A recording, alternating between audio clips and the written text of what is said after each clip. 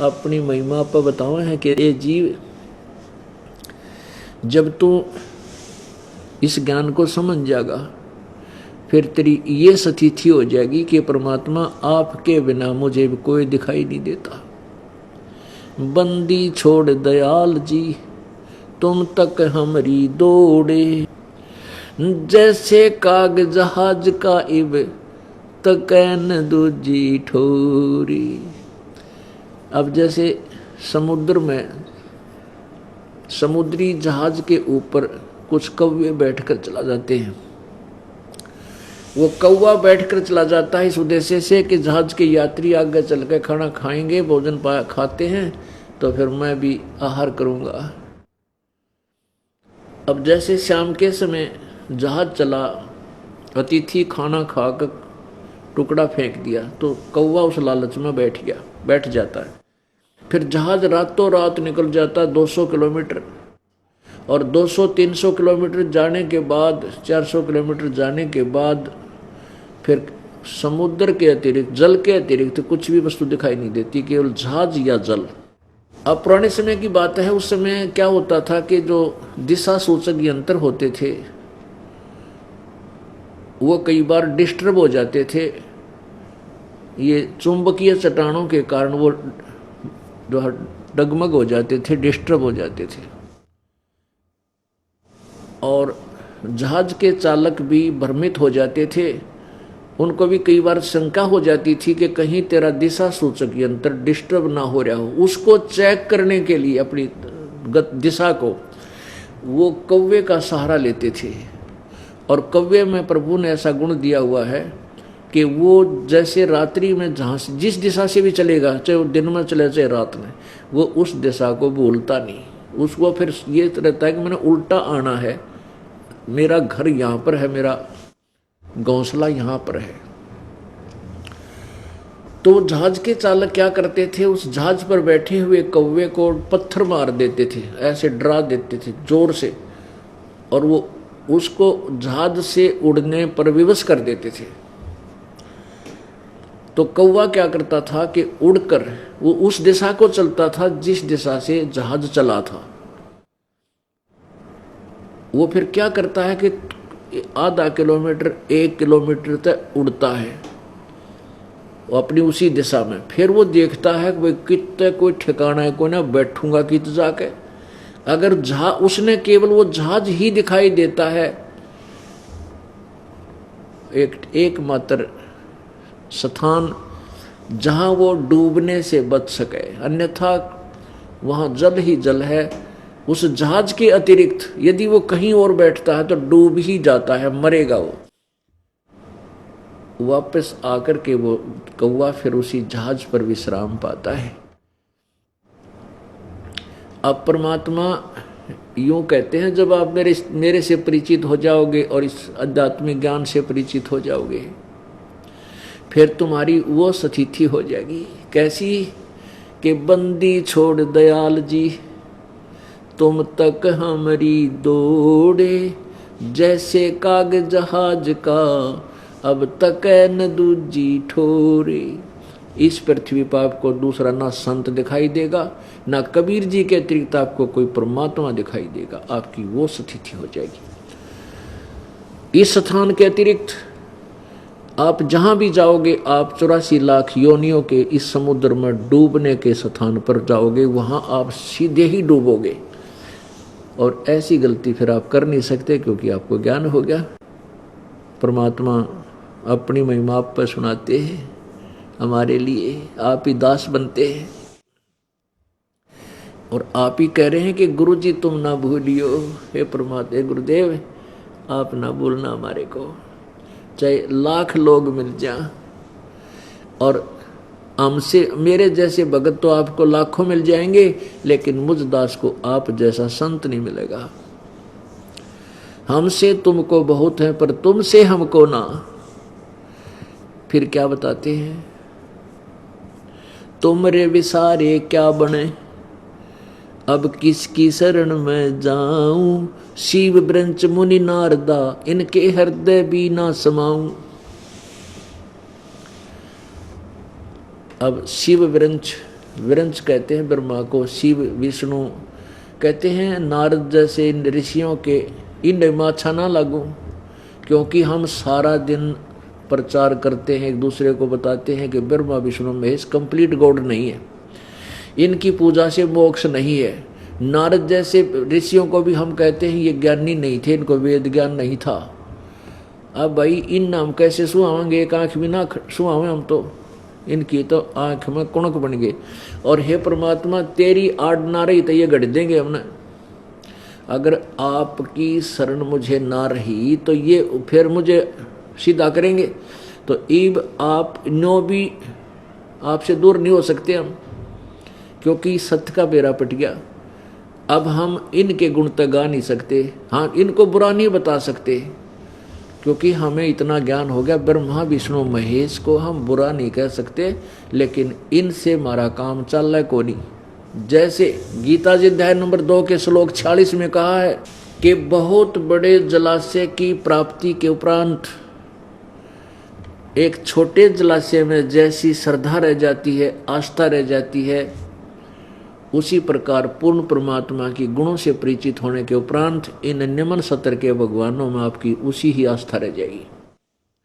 अब कितना प्यारा उदाहरण दिया पवित्र श्रीमद् भगवत गीता जी ने, कि जैसे पहले क्या होता था पुराने समय में, सतयुग त्रेता द्वापर तक ये ट्यूबल टैबल नहीं थे, ना सिंचाई की नहरें थी, वहाँ तालाबों पर जनसंख्या कम होया करती, वो तालाबों के ऊपर आश्रित रहते थे। घने धन जोड़नी आदमी ना थे, अपना सिंपल सारा करते, खाया कमाया, घना धन इकट्ठा कराया करते, इसलिए वो तालाबों का झीलों का सहारा लेकर के वहाँ गांव के गांव बस जाया करते थे।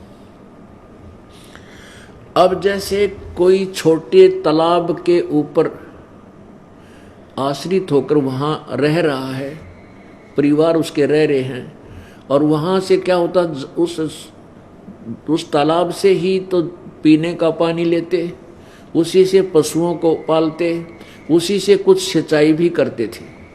और वो छोटा जलाशय जिसमें एक वर्ष वर्षा ना हो तो वो जल समाप्त हो जावे, सूख जावे, और उस पर आश्रित वो परिवार भी, वो जितने व्यक्ति थे वो भी मृत्यु को प्राप्त हो जाए। यानी वर्षा होगी तो वो फिर भर जाता है, एक वर्ष काम और चला देता है। इसी प्रकार उस जो छोटे तालाब पर आश्रित परिवार है, यानी वो व्यक्ति है, उसको कोई बहुत बड़ा जलाशय मिल जाए, झील जिसकी 10 वर्ष वर्षा ना हो तो भी उसका जल समाप्त नहीं हो, और वो उस व्यक्ति ने वो जलाशय मिल जाए, वो बहुत बड़ा झील लेक, तो फिर उसकी श्रद्धा उस छोटे तालाब में जितनी रह जाती है, अंडरस्टूड है। कहने का भाव यह कि उसमें उस छोटे तालाब बुरा नहीं है, लेकिन वो पर्याप्त नहीं उसके जीवन के लिए, वो कभी भी धोखा दे सकता है, वो सफिशिएंट नहीं है। और वो बड़ी झील मिल गई तो 10 वर्ष भी वर्षा ना हो तो भी जल समाप्त नहीं हो सकता।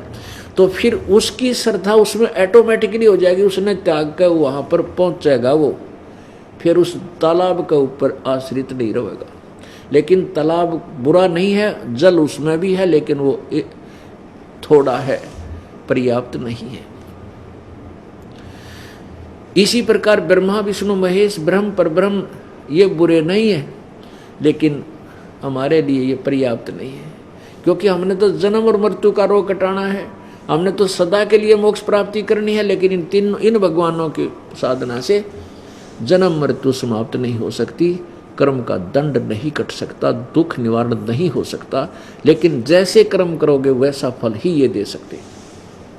वो केवल परम अक्षर ब्रह्म है, वो कबीर देव है जो बनारस में जुल्हा बनकर आए थे, वही परमात्मा है जो पूर्ण मोक्ष देगा, हमारे सब पाप कर्मों के दंड को समाप्त करेगा और हमें सुख देगा, मोक्ष देगा, पूर्ण मोक्ष देगा। परमात्मा क्या बताते हैं, अपनी महिमा आप ही गाया करते हैं, आप ही सुनाते हैं। अब वो परमात्मा पूर्ण ब्रह्म जिसकी भक्ति करने से हमें मोक्ष प्राप्त होगा,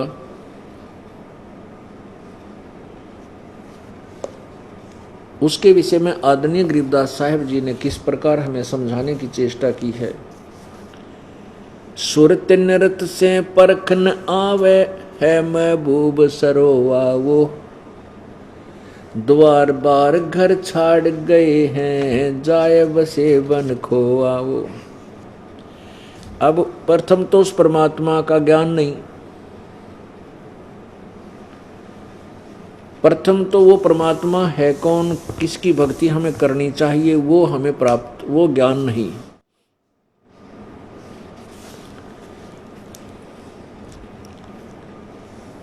और उसके उपरांत फिर हम जैसा भी थोड़ा बहुत ज्ञान सदग्रंथों में था वो समझ सके नहीं, वो साधनाएं गलत करते रहे।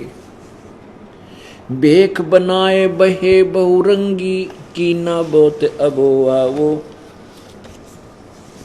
भेख बनाए बने बहुरंगी कीना बहुत अभोआ वो। कामी क्रोधी बंग मंझारा छाड़ा लोभ ने मोहा वो। पिता विवेक अक्षमासी माता जिन दूर किया दिल द्रोहा वो। मांड्या खेत नेत जस गाऊं सतगुरु पकड़ा लोहा वो। 14 भवन गवन सब छूटे दिल ही अंदर जोया वो। है निज धाम दर्श दिल माही भरम कर्म सब खोया वो। अब सिज्जा अदर सिंहासन अवगत तुरिया पद में सोया वो। अनहद तारी लगी हमारी अजू अकल से धोया वो। सतगुर दानी मिले बिनानी बीज अभय पद बोया वो। दिव्य दृष्टि खुली हमारी ही सार शब्द से टोया वो। टोया माने ढूंढा, खोजा, उस परमात्मा को सार शब्द से प्राप्त किया। दिव्य दृष्टि खुली हमारी सार शब्द से टोया वो। दास गरीब गायत्री लापी शीस पीट जम रोया वो। ओए होए, कहते जब हमें ये सतनाम सार नाम मिल गया ना, अब वो काल फिर शीस पीट पीट कर रो है कि ये तो गए मेरे हाथ तय, ये तो निकल गए मेरे तय। दिव्य दृष्टि खुली हमारी सार शब्द से टोया वो। गरीबदास वो गायत्री लापी शीस पीट जम रोया वो। जम माने काल। अब कौन सी गायत्री लापी? इस परमात्मा कबीर जी की महिमा रूपी गायत्री का गुणगान हमने शुरू कर दिया, अर्थात इस यथार्थ मंत्र का जाप शुरू कर दिया ना। कहते फिर वो काल रोया सिर पीट का किए तो गए मेरे हाथ तक। मंद मंद मुस्कात मुसाफिर है महबूब परेवा वो। ब्रह्मा विष्णु महेश शेष लग सब देवन पति देवा वो। वो परमात्मा ब्रह्मा विष्णु महेश से भी ऊपर सब भगवानों का भगवान है, वो कबीर परमात्मा है। अब जैसे गीता जी अध्याय नंबर 7 के श्लोक नंबर 29 में कहा है कि जब तत्ब्रह्म यानी उस परमात्मा से और पूरे संपूर्ण आध्यात्मिक ज्ञान से सभी कर्मों से जीव परिचित हो जाता है तो केवल वो जन्म मृत्यु से छूटने का ही प्रयत्न करता है। गीता जी अध्याय नंबर 18 के श्लोक 62 में कहा कि गीता ज्ञान दाता करा कि अर्जुन तो सर्वभाव से उस परमात्मा तत्ब्रह्म उस परमेश्वर की शरण में जा जिसकी कृपा से तू परम शांति और शाश्वत स्थान यानी सतलोक को सनातन परम धाम को प्राप्त होगा। 8वें श्लोक के प्रथम मंत्र में अर्जुन ने पूछा परमात्मा किम तत्ब्रह्म, वो तत्ब्रह्म कौन सा है जिसके विषय में आप बताते उसकी शरण में जा और उसका ज्ञान होने के बाद फिर जन्म मृत्यु से छुटकारा चाहता, यहाँ की किसी वस्तु की इच्छा नहीं करता। वो किम तत्ब्रह्म, वो तत्ब्रह्म कौन है, वो परमात्मा कौन है, वो रब कौन है, वह रब कौन है। 8वें अध्याय के गीता जी के 3रे मंत्र में गीता ज्ञानदाता कहता वो परम अक्षर ब्रह्म है। गीता जी अध्याय नंबर 15 के श्लोक 1 से 4 में और 16 और 17 में स्पष्ट किया है। 3 भगवान बताए, जैसे 3 परमात्मा बताए, ब्रह्म सरपुरुष, अक्षर ब्रह्म अक्षर पुरुष, ये 2 परमात्मा। इन दोनों के लोकों में जीव भी नाशवान, इनका शरीर नाशवान, प्राणियों का, इनका भी, इन भगवानों पुरुषों का भी भगवानों का भी जीव शरीर नाशवान, लेकिन जीव आत्मा सभी की अमर ही होती है, गधे की भी कुत्ते की। अब 17वें श्लोक में कहा कि उत्तम पुरुष तू अन्य परमात्मा इति उदारते, वो उत्तम भगवान श्रेष्ठ प्रभु तो कोई और है जो तीनों लोकों में प्रवेश करके, यह लोक धर्म आविश्य विवृत्ति अवैश्वर है, जो तीनों लोकों में प्रवेश करके सबका धारण पोषण करता है। वो परमात्मा, उस परमात्मा की भक्ति से ही जीव का छुटकारा होगा। अब क्या बताया है, भजन करो उस रब का जो दाता है कुल सब का, भजन करो उस रब का जो दाता है कुल सब का। भाई बिना भजन भय मिटे न जम का, समझ बूझ रे भाई सतगुर नाम दान जिन दीन्या ये संतों ठहराई। सत कबीर नाम करता का, ओह सत कबीर नाम करता का, कल्प करे दल देवा, सुमन करे सुरत से लापे पावे हर पद बेवा। आसन बंद पदम पद परचय नाभि नाम जगावे, त्रिकुटी कमल में पदम झलके जहाँ से ध्यान लगावे। सब सुख भुगता जीवित मुक्ता, दुखदारी दर दूरी, ज्ञान धान गलतान हरि पद ज्यों कूरंग कस्तूरी। गजमोती हस्ती के मस्तिक उन्मन रहे दीवाना, खावन पीवे मंगल घूमे आठ बखत गलताना। ऐसे तत्पद के अधिकारी पलक अलग से जोड़े, तन मन धन सब अर्पण कर ही नेक न माथा मोड़े। बिन ही रसना नाम चलत है निर्वाणी से नेहा, गरीबदास बोडल में दीपक छानी नहीं सनेहा। अब कहते हैं भजन करो उस रब का जो दाता है कुल सब का, और बिना भजन भय मिटे नहीं जम का। अब जो पुण्यात्माएं पूर्व जन्म की अच्छे संस्कार युक्त हैं वो घर भी त्याग देते हैं परमात्मा के लिए, संतों की खोज करते हैं, क्योंकि सभी ग्रंथ कहते हैं कि परमात्मा सतगुरु बिना नहीं मिल सकता, गुरु बिना नहीं मिल सकता।